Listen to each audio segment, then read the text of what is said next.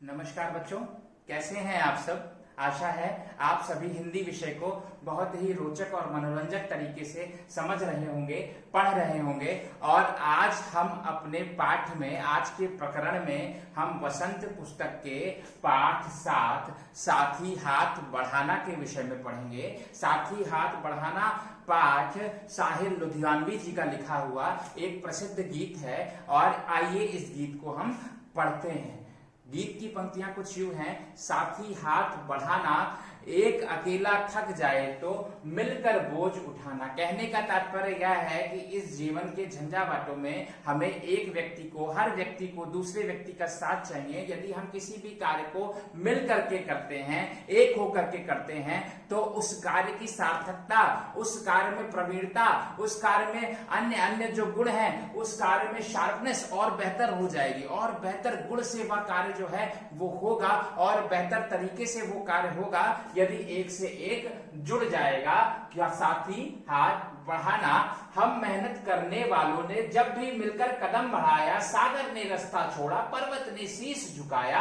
अर्थात कहने का तात्पर्य यह है कि जब भी व्यक्ति मेहनत करता है, जब भी मजदूरी करेगा, यहाँ पर रचनाकार के मार्क्सवादी विचार जो हैं वो प्रदर्शित हो रहे हैं कि किस प्रकार जो मजदूर हैं, जो श्रमिक हैं, वो अपनी मेहनत के द्वारा कहीं ना कहीं समाज के एक बड़े हिस्से को कुछ प्रदान करते हैं, एक बड़े हिस्से में अपना योगदान देते हैं और इनके योगदान के सामने, इनकी मेहनत के सामने ही सागर अपना रास्ता छोड़ देता है और जो पर्वत है उन पर्वतों को काट कर भी एक व्यक्ति, एक मजदूर ही कहीं ना कहीं अपनी राहों को और प्रशस्त कर देते हैं। इसी ओर ध्यान जो है हमारे रचनाकार ने इंगित कराया है। आगे साहिर लुधियानवी जी कहते हैं कि सागर ने फौला दी है सीने अपने, फौला दी है बाहें, हम चाहें तो चट्टानों में पैदा कर दे रहे हैं। क्योंकि हमारे अंदर श्रम का बल है, हमारी जो बाहें हैं, हमारी जो भुजाएं हैं, उनमें श्रम का बल है। साथ ही साथ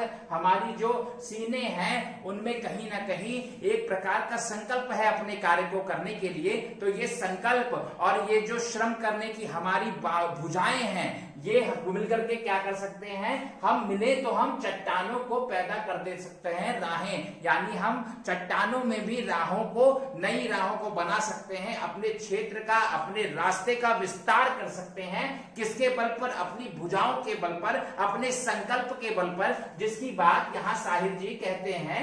अगली पंक्तियों में वो कहते हैं, मेहनत अपने लेख की रेखा, मेहनत से क्या डरना, कल गैरों की खातिर की आज अपनी खातिर करना, अपना दुख भी एक है साथी, अपना सुख भी एक, अपनी मंजिल सच की मंजिल, अपना रास्ता नेक। कहने का तात्पर्य यह है कि हमारे हाथों में जो रेखा है ये किसी प्रकार के चम्मच को, किसी प्रकार के चांदी के चम्मच को अपने मुख में लेकर के नहीं आई है। हमारे भाग्य में जो कुछ होना है, जो कुछ हमें प्राप्त करना है, वो सारी चीजें हमारे इन हाथों में ही है। इन हाथों से, इन भुजाओं से, इन रेखाओं के माध्यम से ही हम कहीं ना कहीं अपने भाग्य में परिवर्तन ला सकते हैं और अपने जीवन में जो भी हमें परिवर्तन लाना है उसके लिए आवश्यक है मेहनत। कल हमने ये मजदूरी जो है ये दूसरे व्यक्तियों के लिए की, आज ये मेहनत, आज ये परिश्रम हमें अपने लिए करना है, अपनी खातिर करना है। क्योंकि हमारा दुख और हमारा सुख